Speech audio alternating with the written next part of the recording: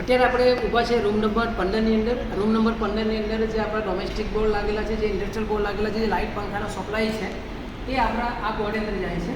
તો જ્યારે પણ આ રૂમનો પાવર બંધ કરવાની જરૂરત ઊભી થાય અથવા તો કંઈ આપણે ફોલ્ટ શોધવો હોય તો કઈ રીતના એનો પાવર ચાલુ પણ કરી શકીએ. તો આ બોર્ડની ઉપર અહીંયા આપણને ટેગિંગ અને લેબલિંગ દેખાય છે. આ બોર્ડનું પોતાનું એક આઈડેન્ટિફિકેશન છે D1, એટલે કે આ બોર્ડનું નામ છે.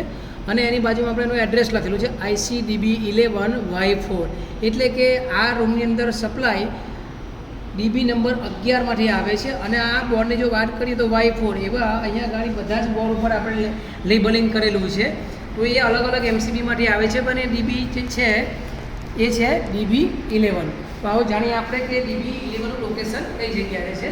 તો DB11નું જે લોકેશન છે રૂમ નંબર 15ની ઉપર આપણે અહીંયા જોઈ શકીએ છીએ કે આપણી આ છે DB11.